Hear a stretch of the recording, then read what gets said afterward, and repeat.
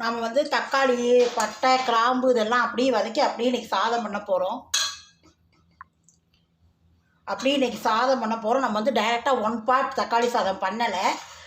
யாராவது புதுசாக இப்போ தான் என்னுடைய சேனல் பார்க்குறேன் இல்லை அப்படின்னா வந்து small letters ARK Vasanthi creators அப்படின்னு போட்டிங்கன்னா வந்து ஒரு பெல் ஐக்கான் காட்டும்.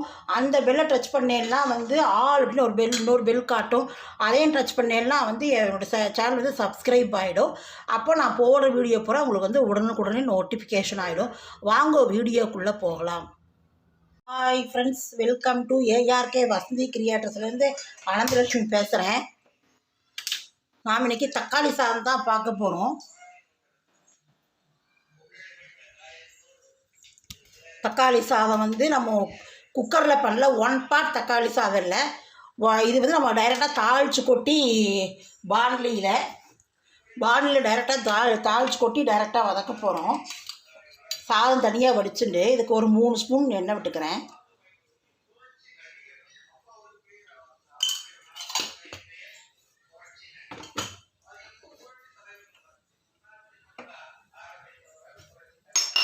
அது மாதிரி நெய் ஒரு 3 ஸ்பூன் இல்லாட்டி 4 ஸ்பூன் விட்டுக்கலாம்.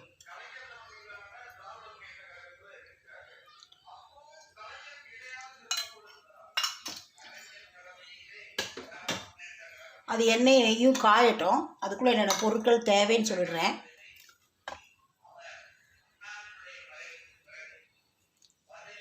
இந்த பாருங்கள், பட்டை எடுத்துகிட்டு இருக்கேன், இவ்வளோ பெருசு பட்டை. கிராம்பு நான் ஒரு 7-8 எடுத்துகிட்டு இருக்கேன் கிராம்பு. அப்புறம் வந்து இது பிரிஞ்சி இலை எடுத்துகிட்டு இருக்கேன். இது வந்து கருப்பு ஏலக்காய் தான், இப்படி தான் இருக்கும். கருப்பு ஏலக்காய் ரொம்ப நல்லா இருக்கும். அந்த ஏலக்காயோட அதை உரித்து எடுத்துகிட்டு இருக்கேன். தோலை உரித்து கருப்பு ஏலக்காய் 2 எடுத்துகிட்டு இருக்கேன்.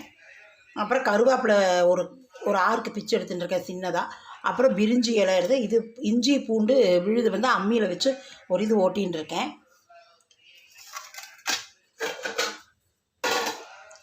சின்ன வெங்காயம் ஒரு 10 கிராம் எடுத்து சின்ன வெங்காயத்தை தோல் உரித்து நறுக்கி எடுத்துகிட்டு இருக்கேன். 2 பச்சை மிளகாய் எடுத்துகிட்டு இருக்கேன். ஒரு 7 தக்காளி பழம் நறுக்கி வச்சுட்டு இருக்கேன். இதை அப்படியே நம்ம வதக்கி விட்டு இதெல்லாம் போட்டு வெறுமையே வதக்கி விட்டு இதில் சாத்தை கொட்டி கலந்துக்கலாம்.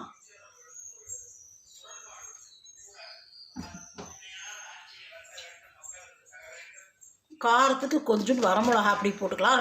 பச்சை மிளகா 2 இருக்குது, கிராம்பு இருக்குது. இருந்தாலும் வந்து இன்னும் கொஞ்சம் காரத்துக்கு வேணுன்னா வரமிளகா அப்படி போட்டுக்கலாம், கொஞ்சமாக பார்த்துட்டு தேவையா. இப்போ எண்ணெய் நெய்யும் காஞ்சிருக்கும். பிரிஞ்சி இலையும் போடுறேன்.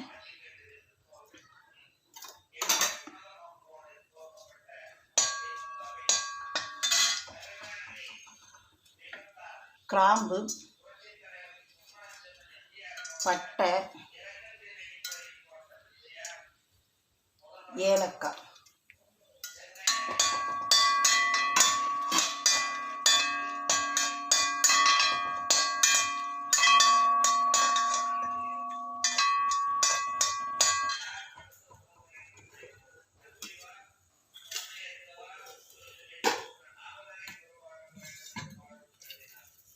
வெங்காயம், பச்சை மிளகா, கருவேப்பிலை போட்டுடுறேன்.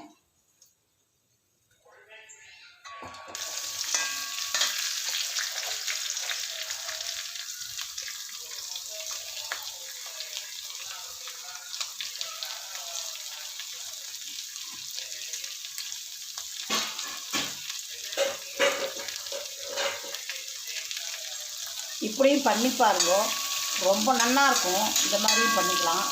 அப்படி குக்கர்லேயே தான் சாதமாக வைக்கணுமே இல்லை.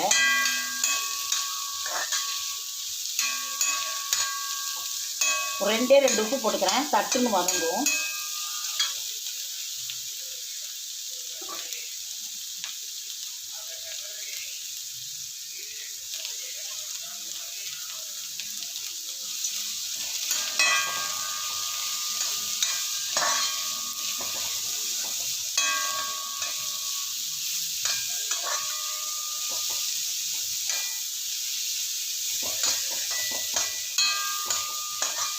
இது டிஃபன் பாக்ஸ் ரெசிபியாகவும் கொடுத்துடலாம். நம்ம வெறும் சாதம் வடிச்சுட்டு ஏதாவது வேறு குழம்பு ரசம் எதையாவது பண்ணியிருந்தாலும் பசங்களுக்கு குழந்தைகளுக்கு தக்காளி சாதம் எல்லாம் எந்த குழந்தைகளும் தக்காளி சாதம் வேண்டானே சொல்லாது. அப்போ நம்ம டக்குன்னு இந்த மாதிரி வதக்கியும் கொடுத்துடலாம்.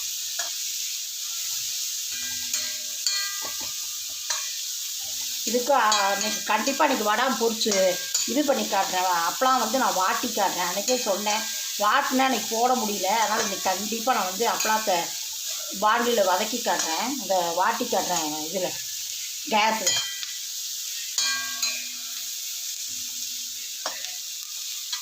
இஞ்சி போட்டுக்கலாம்.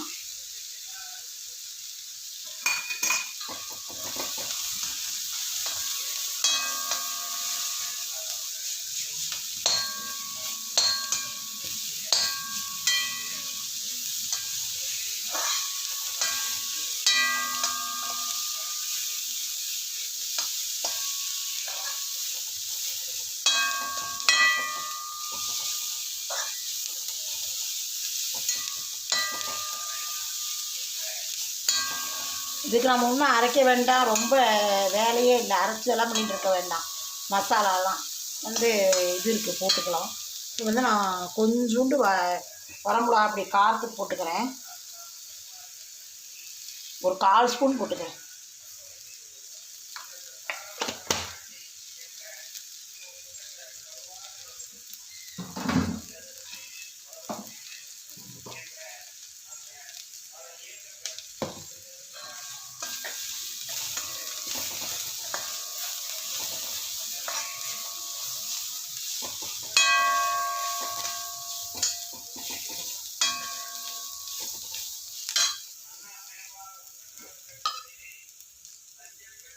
மஞ்சப்பொடி 1/2 ஸ்பூன் போட்டுக்கிறேன்.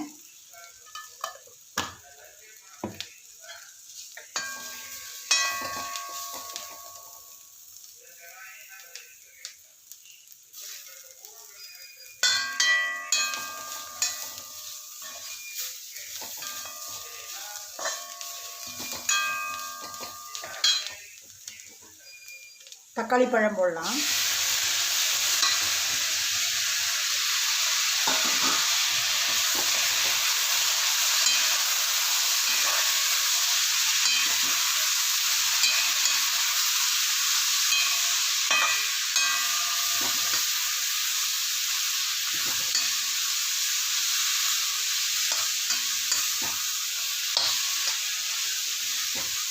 இப்போ இதுக்கு நம்ம சாதம் கலக்க போகிறோம், அதுக்கு சேர்ந்து உப்பு போட்டுடலாம் மொத்தமாக.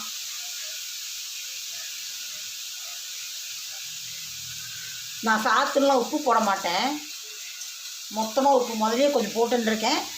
இப்போ கொஞ்சம் பார்த்துன்னு இப்போ போட்டிருக்கேன். திரும்பி தேவையாக இருந்தால் சாதம் கலந்துட்டு நம்ம தேவையாக இருந்தால் உப்பு பொடி போட்டுக்கலாம். அப்போ வந்து டேபிள் சால்ட்டு போட்டுக்கலாம், பொடி உப்பு.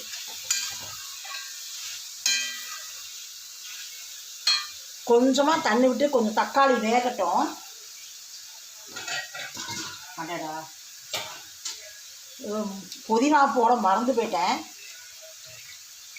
இப்போ போட்டுன்றேன், புதினா போட மறந்து போயிட்டேன்.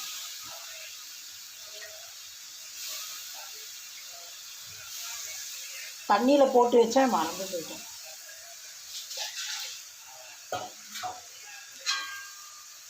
நீங்கள் முதல்லே போட்டுருங்கோ, நான் மறந்து போயிட்டேன். நீங்கள் வெங்காயம் வதக்கணுன்னே பூண்டு இஞ்சி போட்டோன்னே, இஞ்சி பூண்டு போட்டோன்னே புதினாவும் போட்டுருங்கோ.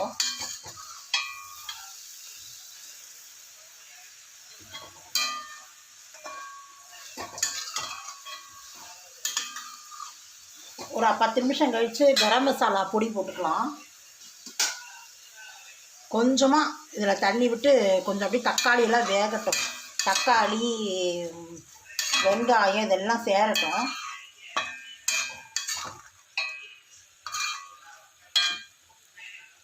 இது பாருங்கள், வதங்கி எடுத்து நல்லா. இப்போ வந்து இதில் வந்து ஒரே 1 ஸ்பூன் வந்து கரம் மசாலா பொடி போட்டுக்கலாம். கொஞ்சமாக ஒரு 1/2 ஸ்பூன் போட்டுக்கிறேன்.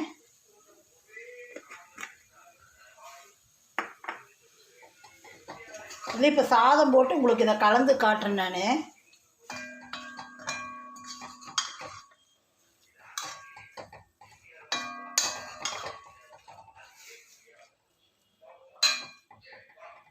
கொத்தமல்லி தழை ஒரு கைப்பிடி போட்டுக்கிறேன்.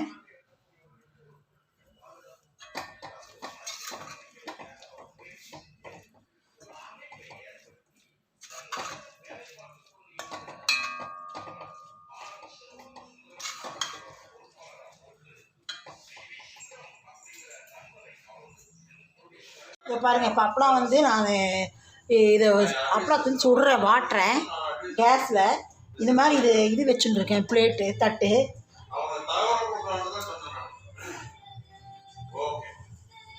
வேற யாராவது இருந்தாலும் கண்டு நான் முகில கிட்ட எல்லாம் சொன்னேன் செய்டா அப்படின்ட்டு.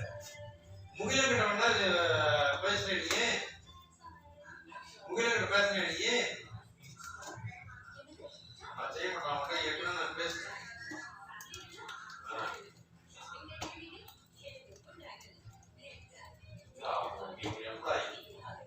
செய்ய மாட்டாங்க. மட்டன் நீ போய்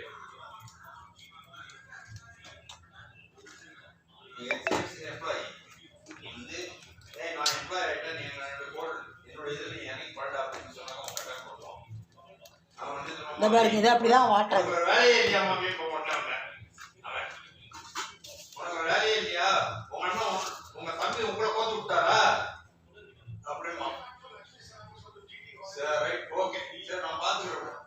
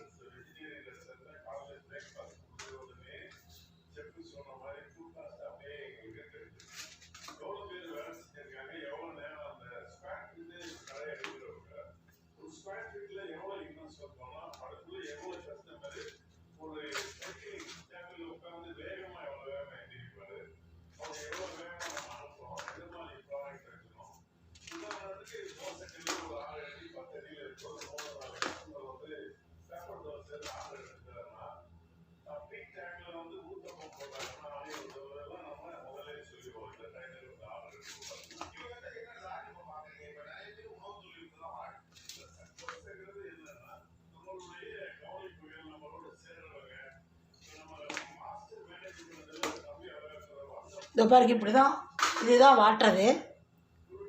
இதோ பாருங்கள், சாதம் ஒரு தட்டு சாதம் போட்டுருக்கேன். இது வந்து நம்ம வந்து சட்டுன்னு பண்ணிடலாம். இதுக்கு நம்ம வந்து மசாலாலாம் அரைச்சுட்டு இருக்க வேண்டாம். வந்து இஞ்சி பூண்டு விழுது எப்படினாலும் எல்லாம் வச்சுட்டுருப்பீங்க, இஞ்சி பூண்டு விழுது இருக்கும். நான் வந்து அதையும் யூஸ் பண்ண மாட்டேனால அந்த நிமிஷம் மட்டும்தான் நான் யூஸ் பண்ணிப்பேன். இப்போ நிறைய வீட்டில் டெய்லி யூஸ் பண்ணுறவாள் இருந்தால் அவாட்ட ரெடிமேடு இஞ்சி பூண்டு மிக்ஸ் எப்படி இருந்தாலும் இருக்கும். அதனால் அதை நீங்கள் டக்குன்னு போட்டுக்கலாம். வந்து பட்டை, அப்படி பட்டை கிராம்பு ஏலக்காய் அப்புறம் வந்து நம்ம பிரிஞ்சி எல்லாம் இதெல்லாம் போட்டுக்கிறோம். அதனால் இதை டக்குன்னு டிஃபன் பாக்ஸ் ரெசிபியாக கலரி கொடுத்துடலாம்.